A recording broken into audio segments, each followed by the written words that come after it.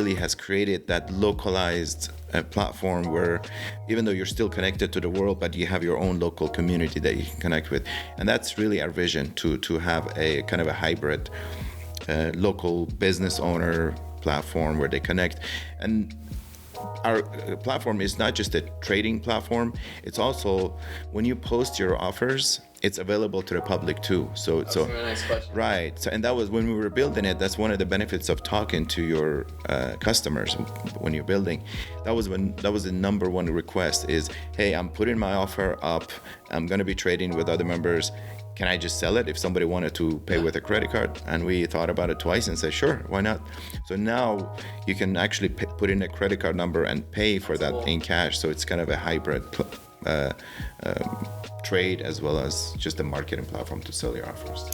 How much does the platform, there's two things, how much does the platform look like now compared to what you envisioned at first? Because it sounds like you do a really good job at hearing what your audience wants and adjusting based off of really the needs of who's going to be consuming your app. So I mean, has it been exactly in line with what you first envisioned, what you blueprinted, or has it kind of gone? Very good question.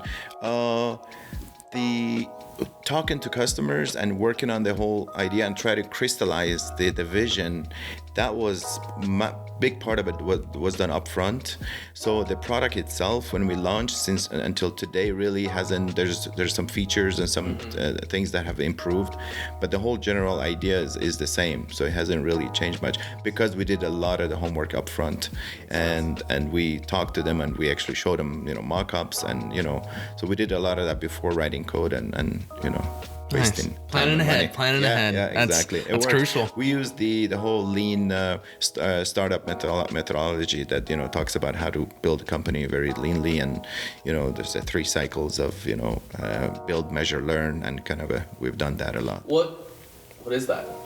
Oh, lean startup it was something that was developed by Eric Ries out of Silicon Valley, and historically when you build a software platform or anything, you spend a lot of time planning it, designing it, building all the features, everything you can imagine, and then you spend a lot of time building it, and then you launch, and then you put it in front of the customers, right? Yep. That's how it was done for years. And he came in and he said, you know what, let's make those in smaller cycles.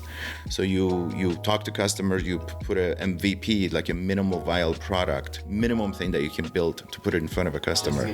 Yeah, even if you got to be Paul Graham, which is the founder of Y Combinator, it's an incubator out of San Francisco. He says, if you're not embarrassed of your first MVP that you put out, that means you released it too late. So just throw it out there and see what people say, learn from it, and then build it again, improve it, and then learn, measure, learn. So it's a loop cycle. Yeah, and it just moves quicker, and you don't build all those unnecessary features that you thought they're gonna use, and then you have to kind of throw away at the end of the day. So it's very efficient. Yeah, no, I absolutely love, because even in the creative process, it's still similar, where it's like you do all this and it's like, oh wait, that's way off direction and stuff like that. And kind of what you're speaking on the creative side, it's funny because I see so many times where it's like you try and think through perfection, right, but there's a huge cost of not getting to market. And what are your thoughts on that, on people that might launch 2-3 months later because it's like, this color doesn't look right, this whatever, as opposed to just throw it out there, like you're gonna get the feedback. Absolutely. I mean, these days it's the motto they have is the Facebook is move quick and break fast. Mm-hmm. So it basically means get the product built, ship it, throw it out there, and it's okay if it breaks, fix it quick and just put it in kind of a iterative cycles. So programming and development is a very creative process as well. So it's very similar to doing a video or a creative piece. So it's the sooner you put it out there, the more feedback you're gonna get. And there's nothing like the customer's feedback. You can show it to your mom and your kids and your friend, and they always say, "Oh, this is wonderful." But it's the value comes from the end user. Mm-hmm. What do they think of it? Because that's who you're building it for. Yeah. So just that whole making the short cycles but in sprints is the key. No, it's just fascinating whenever it's like we're into week 2 of revision. It's like, man, you could have launched, and then we could have even come out with a whole nother whatever it was, website video, picture, whatever it is. But it's like, yeah, just it's interesting how people just spend their time and money. It's you want to look back, your work from 3 months ago, 6 months ago, a year ago, and say, wow, I did this. You want to see that improvement. Yeah. So the more faster the quicker you move, the more improvements you'll see also. But yeah, I believe in being lean. This is my, my first one that I built. Lean wasn't in our vocabulary. It was just build big and go big nationwide.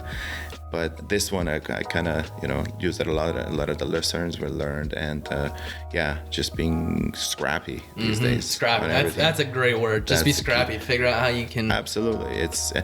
Scrappy, I think, makes you do things better. You got to figure it out. Yeah, you got to figure it out. Exactly. Where if you had a lot of money, you get lazy. You build things that are not necessary and just don't take care of the things that are broken. Yeah, no, that makes sense. Yeah, no, I love what you're doing because you mentioned digital. It seems like it has connected the world together more, but you also hear it quite often that digital has also disconnected that locality part. Right. And I think Facebook or all the social platforms now, the worldwide ones, have done a good job that's like version 1. And I think we're about to see a lot of other versions very similar to like what you're doing, where we're creating micro platforms basically, like Nextdoor, like what you're doing, where it's very community focused rather than trying to reach everyone in the world. You know what I mean? Right, exactly. I think that's the next trend or next need that you need to have. You're right. Even within a family, this thing has really taken a lot of the social family time because, everybody's got one of these and they come home and they got to check their emails and social feeds and all that. So, and take that to the next level in the local community. So.